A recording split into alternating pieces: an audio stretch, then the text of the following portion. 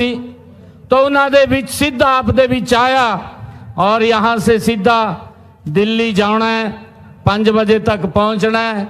इस कारण से सीधा आप लोगों के लिए मुताबिक होने लई मैं सीधा ही आपके बीच में बोलना शुरू कर देता है। साथियों, आज लहरा गागा दी सब पावन पवित्र धरती पर आप सब इतनी बड़ी सरदारी दे विच आज उपस्थित होने दा मेरे लिए ये अत्यंत सम्मान की गल है। इन दिनों साथियों माँ के नवरात्रे वो पावन पर्व चल रहा है।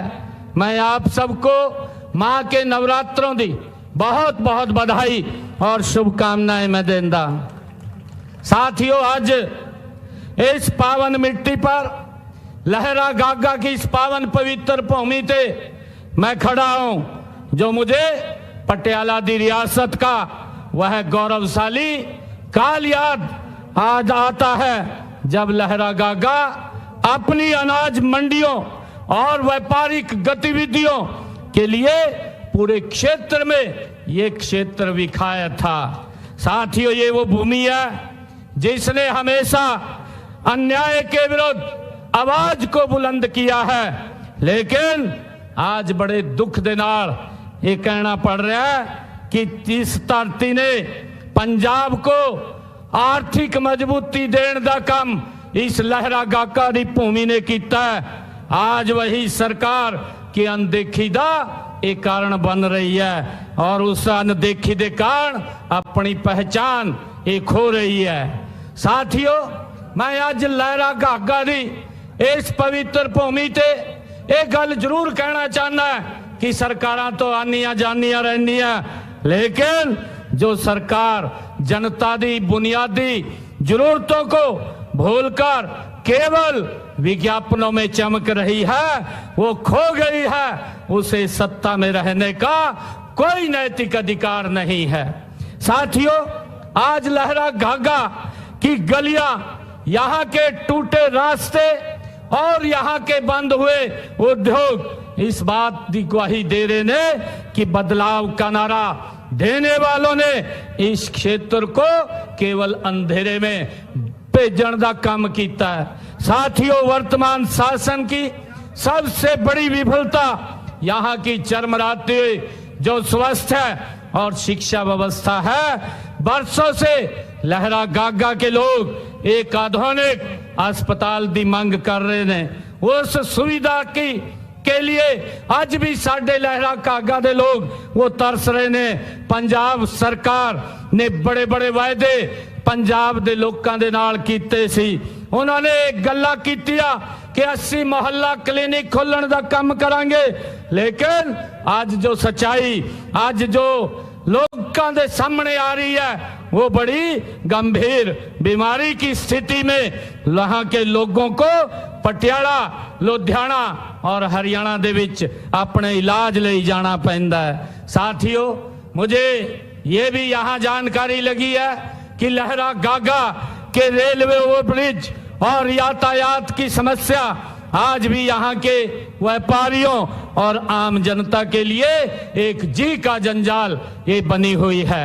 घंटों तक फाटक बंद रहने के कारण व्यापार ठप हो गया है।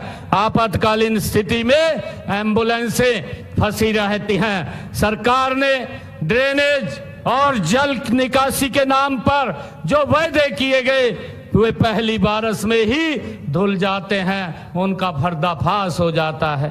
साथियों, शहरों के बीचों बीच गंदे पानी की निकासी और डिच ड्रेन की समस्या आज भी जस की तस बनी हुई है, जिससे भयंकर बीमारियां फैलने का ये खतरा इस क्षेत्र में रहता है। सरकार जो वायदे करती थी, जो आम आदमी सरकार ने पंजाब के लोगों ने नाल ये वायदा किया सी कि 80 रंगला पंजाब बनावांगे, जिसका सपना आप लोगों ने दिखाने का काम इन्होंने किया सी।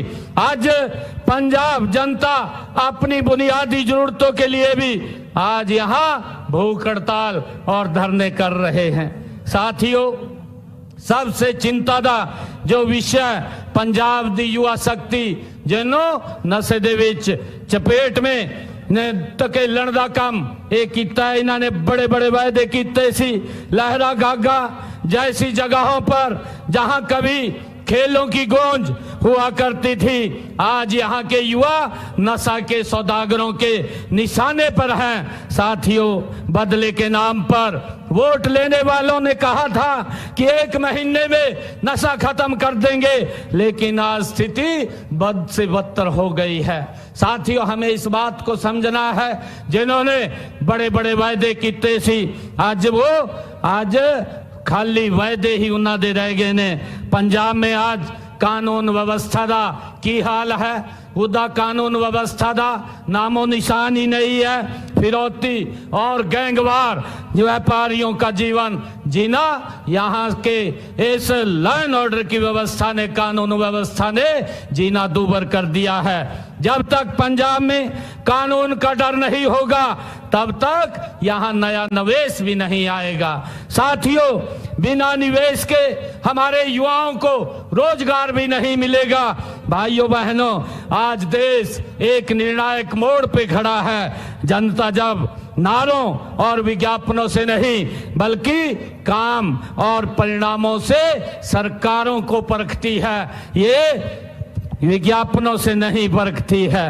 साथियों, मुझे ये बताते हुए खुशी है कि देश के यशस्वी प्रधानमंत्री आदरणीय मोदी जी के नेतृत्व में देश में जो विकास, विश्वास और निर्णायक शासन की परंपरा बनी है, उसका हरियाणा जीता जागता सशक्त ये उदाहरण है। साथियों, हमने हरियाणा में इस बात को सिद्ध किया है कि जब केंद्र और राज्य में एक ही सोच की सरकारें होती हैं तो विकास की रफ्तार कई गुना बढ़ जाती है। साथियों, यही डबल इंजन सरकार का असली अर्थ है। इस डबल इंजन सरकार की शक्ति आप हरियाणा में देख सकते हैं। जो हम जो कहते हैं उसे पूरा करते हैं, इसका परिणाम यह है। साथियों, मैं बताना चाहूंगा, पिछले विधानसभा चुनाव में मैंने हरियाणा के लोगों से 217 संकल्प किए थे और 217 में से 1 साल के अंदर मात्र हमने 60 संकल्पों को पूरा कर दिया है और 160 संकल्पों पे काम गति से चल रहा है। साथियों, आज मैं पंजाब की धरती में विशेष रूप से नारी शक्ति का मैं बात करना चाहूंगा। देश के यशस्वी प्रधानमंत्री आदरणीय नरेंद्र मोदी जी ने पानीपत में हरियाणा की ऐतिहासिक भूमि पर बीमा सखी योजना ओदा शुभारंभ किया सी। आत्मनिर्भर दिशा में ऐतिहासिक कदम आदरणीय प्रधानमंत्री जी ने उठाने का काम किया सी। हरियाणा में हजारों बहनें आज बीमा सखी बन करके सम्मानजनक आमदनी प्राप्त कर रही हैं। साथियों, इसके साथ ही हमने अपने संकल्प पत्र में एक और बात कही थी कि हम महिलाओं को 2100 रुपए देने का काम ये साडी सरकार करेगी। साथियों, मुझे खुशी है, मेरा जो पहला बजट था उस पहले बजट के अंदर हमारी सरकार ने 5000 करोड़ रुपए का प्रावधान किया और मुझे खुशी है आज बताते हुए कि हरियाणा के अंदर हम महिलाओं को, बहनों को 2100 रुपए देने का काम ये साडी सरकार कर रही है। और आज तक मैंने 5 किस्तें बहनों के खाते में हरियाणा के बीच देने का काम किया और 850 करोड़ रुपया 5 किस्तां दे विच 10 लाख बहनों के खाते में पहुंचाने का काम ये साडी सरकार ने किया है।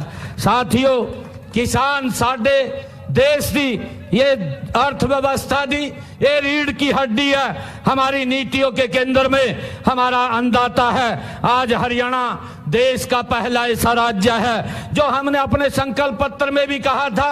मैंने हरियाणा के अंदर कहा था कि मैं हरियाणा के किसान की फसल को, पूरी की पूरी फसल, 24 की 24 फसल को एमएसपी पर खरीदने का काम ये हमारी हरियाणा सरकार करेगी। साथियों, मैंने उसका नोटिफिकेशन किया।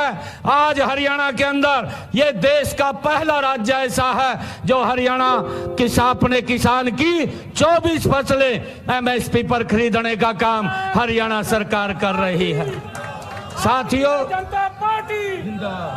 साथियों, मैं आप लोगों को बताना चाहता हूं, मेरा किसान अगर फसल लेकर के मंडी में पहुंचता है तो मंडी के अंदर मात्र 48 घंटे में उसके खाते में पैसा पहुंचाने का काम ये हरियाणा सरकार कर रही है। मुझे खुशी है बताते हुए, हमने इसको जब से लागू किया है तब से लेकर के आज तक 12 लाख किसानों के खाते में 1,64,000 करोड़ रुपया हमने पहुंचाने का काम किसान के खाते में किया है। साथियों, मैं बताना चाहूंगा कि हमने हरियाणा के अंदर जो हमारी माताएं बहनें हैं जिनकी पारिवारिक आय 1,80,000 रुपए है, आज भी उनको 500 रुपए का गैस का सिलेंडर उनकी रसोई में पहुंचाने का काम ये हरियाणा सरकार कर रही है। साथियों, अगर मेरे किसान की फसल का खराबा होता है, उसके खराबे का पूरा मुआवजा देने का काम हरियाणा सरकार कर रही है। हमारे हरियाणा के अंदर 2004 से 2014 कांग्रेस की सरकार रही है। कांग्रेस ने 10 सालों में हरियाणा के किसान के खाते में मात्र 1137 करोड़ रुपया पहुंचाया और हमारी सरकार ने, मोदी जी के नेतृत्व में डबल इंजन सरकार ने मात्र 11 वर्षों के अंदर 16,500 करोड़ रुपया किसान के खाते में पहुंचाने का काम किया है। साथियों, अगर मेरे किसान की कोई भी फसल का खराबा होता है, प्राकृतिक आपदा के कारण हरियाणा सरकार पूरा मुआवजा पहुंचाने का काम करती है। साथियों, मुझे ये भी खुशी है कि हमने आदरणीय मोदी जी के नेतृत्व में आयुष्मान योजना उसको चलाया हुआ है। आयुष्मान योजना चिरायु योजना, जिन परिवारों की इनकम 3 लाख रुपए है, ऐसे परिवारों को 5 लाख रुपए तक का 1 साल के अंदर अपना इलाज कहीं भी करा सकता है, वो सुविधा हमारी सरकार ने दी है। साथियों, मुझे खुशी है हरियाणा के अंदर 1.5 करोड़ लोगों को आयुष्मान कार्ड हमने दिया है और 27 लाख लोगों ने इस योजना के तहत अपना इलाज कराया है। हरियाणा सरकार ने 4,500 करोड़ रुपया उनके इलाज का देने का काम किया है। साथियों, यहाँ की सरकार जो आम आदमी की सरकार है, साथियों, इन्होंने वायदा किया था कि हम पंजाब के अंदर हर जिला में मेडिकल कॉलेज खोलेंगे, परंतु मैं आज इनको पूछना चाहता हूं, लहरा गागा की इस पवित्र भूमि से मैं पूछना चाहता हूं, कितने मेडिकल कॉलेज आपने खोले हैं, बताने का काम करें। हमारे हरियाणा के अंदर हमने भी कहा था कि हम हरियाणा के हर डिस्ट्रिक्ट में मेडिकल कॉलेज खोलेंगे। 15 मेडिकल कॉलेज हमने फंक्शनल कर दिए हैं और बाकी पे काम चल रहा है, जल्दी ही वो भी बन करके तैयार हो जाएंगे। साथियों, आप सब जानते हैं कि आप पंजाब की रीढ़ हैं, लेकिन आज आपको ही सबसे अधिक प्रताड़ित ये इस सरकार के द्वारा किया जा रहा है। साथियों, सरकार केवल केंद्र पर दोष, केंद्र के अंदर कमियां निकालने का काम ये भगवंत मान और केजरीवाल का है। इसका दोष मढ़ने की ये खाली राजनीति कर रहे हैं, जबकि सच्चाई यह है कि राज्य सरकार ने न तो मंडियों में फसल की खरीद की अच्छी व्यवस्था की है, उसका उचित प्रबंध किया है, और न ही पराली का कोई विशेष प्रबंध किया है। साथियों, मैं आपको बताना चाहता हूं, हमारी हरियाणा सरकार, अगर मेरा किसान खेत के अंदर, हमने उनको सब्सिडी के ऊपर पराली को इकट्ठा करने के लिए इंस्ट्रूमेंट दिए हैं और बायोगैस प्लांट हरियाणा के अंदर लगे हैं, वो अपनी पराली को खेत से वहां बेच सकता है। लगभग 3-3.5 हजार रुपए की पराली उसकी बिकती है और हरियाणा सरकार किसान को 8,000 रुपए देने का काम प्रति एकड़ के हिसाब से कि वो पराली ना जलाए हरियाणा सरकार करती है, उसके खाते में पहुंचाने का काम करती है। साथियों, हमने उसका प्रबंध किया है, परंतु यहाँ की सरकार ने वायदा किया था कि हम पराली का कोई वित्तीय प्रबंध करेंगे। मैं आज इनसे पूछना चाहता हूं कि आप बताइए कि आपने क्या प्रबंध किया है। साथियों, मेरे किसान भाई आज सड़कों पर हैं, आंदोलन कर रहे हैं, लेकिन सरकार समाधान करने के बजाय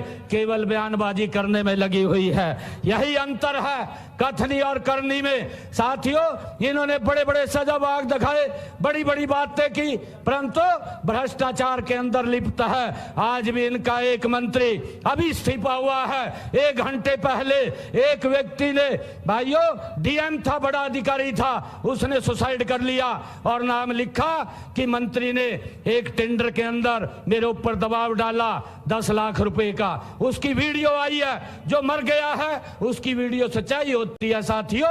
उस व्यक्ति ने आरोप लगाया कि मंत्री ने 10 लाख रुपए का मेरे ऊपर दबाव डाला और मैं दे नहीं पाया, उस कारण से उसने सुसाइड कर लिया है।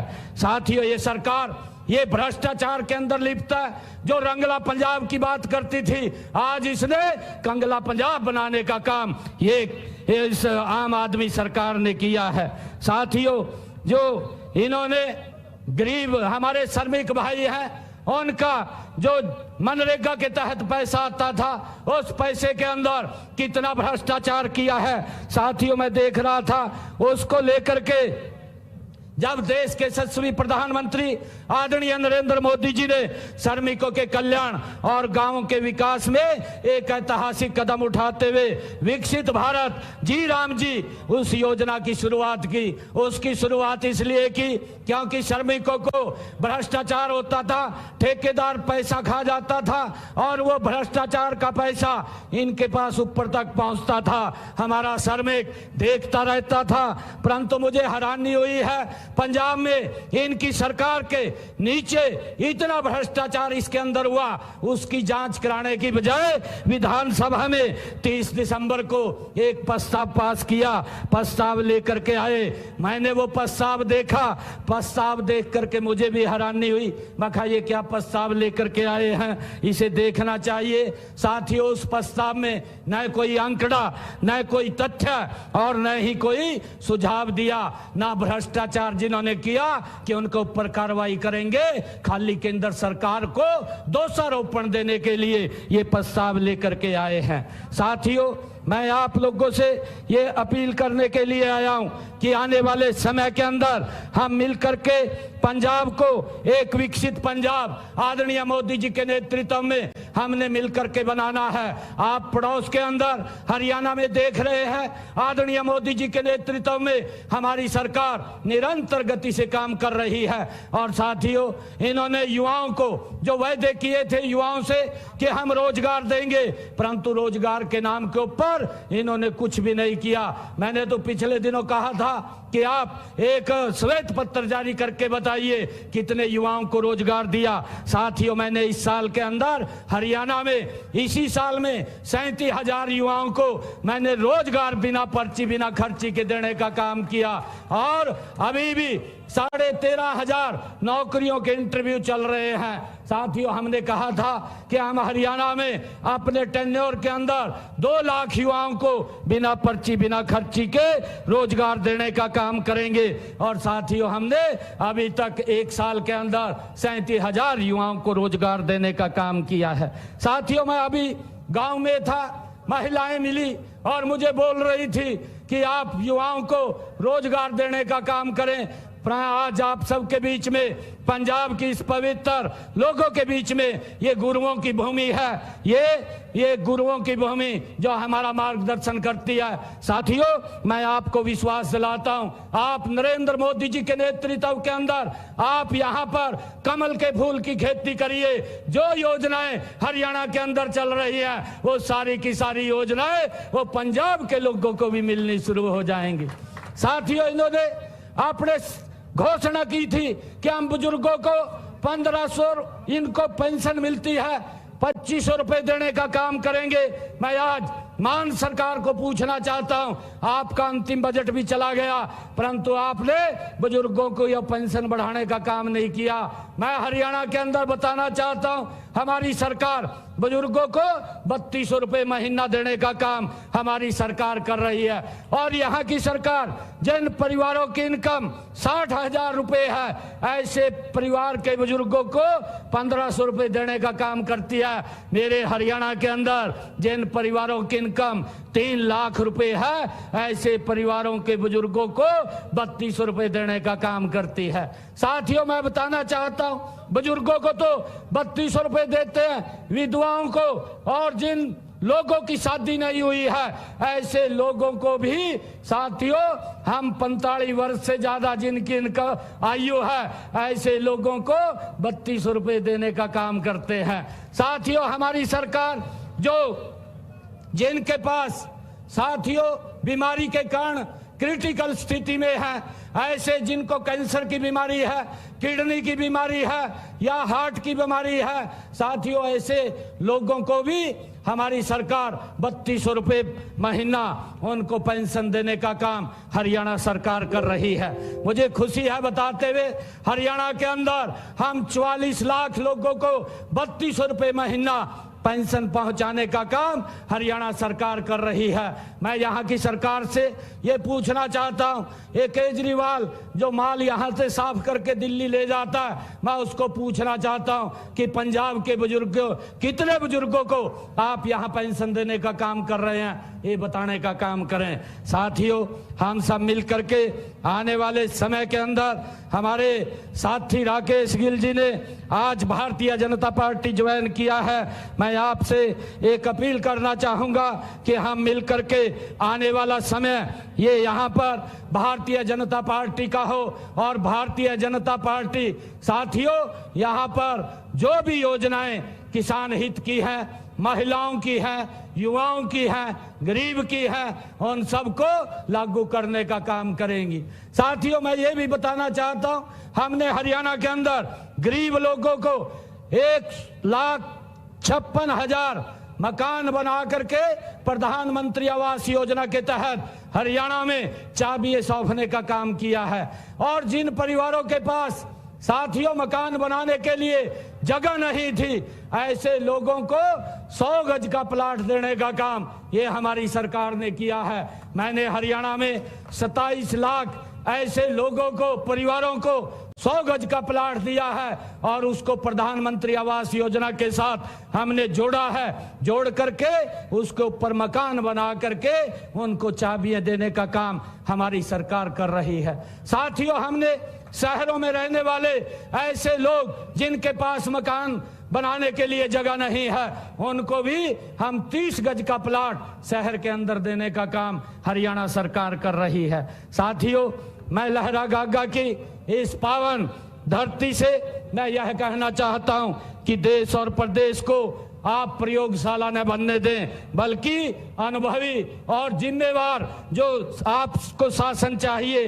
राजनीति सेवा का माध्यम होती है, न कि सत्ता सुख का ये माध्यम होती है। यह गुरुओं की धरती है, यह हमें सिखाती है कि अन्याय के खिलाफ खड़ा होना ही सच्चा धर्म है। साथियों मैं आप सभी से ये आह्वान भी करता हूं कि विकास, ईमानदारी और राष्ट्रहित की राजनीति को हम मिलकर के मजबूत करें। हरियाणा ने विकास का जो मॉडल प्रस्तुत किया है, वही मॉडल हम पंजाब के अंदर भी विकास का मार्ग एक गति से मोदी जी के नेतृत्व में आगे बढ़ाने का काम करेंगे। पंजाब को ऐसे स्वाभिमानी नेतृत्व की आवश्यकता है जो लहरागागा की इन गलियों की धूल से जुड़ा हो और आपकी समस्याओं को वो नजदीक से समझे। साथियों इस ऐतिहासिक धरती से हमें आज संकल्प लेना है कि हम पंजाब में एक ऐसी सरकार बनाएंगे और ऐसी सरकार को उखाड़ फेंकेंगे जो केवल बहकावे की, झूठ की राजनीति करती है। उसको हमें यहाँ से उखाड़ करके फेंकना है। मैं यही आप सबके बीच में आज अपील करने के लिए आया था। इतनी भारी संख्या में आज हमारे राकेश गिल जी ने इतना बड़ा ये जन समूह, इतना बड़ा कार्यक्रम ये किया है। मैं इसके लिए आप सबको प्रणाम करता हूं, आप सबका दिल से धन्यवाद करता हूं और मैं राकेश गिल जी को बहुत बहुत बधाई देता हूं। और आप लोगों से भी एक अपील करता हूं कि आपका बेटा, आपका भाई हो, कभी भी हरियाणा में आपको मेरे से कोई आवश्यकता पड़े, आप कभी भी आकर के मेरे को मिल सकते हैं, बात कर सकते हैं। आप सब इतनी संख्या में आए, आप सबका बहुत बहुत धन्यवाद। एक जोरदार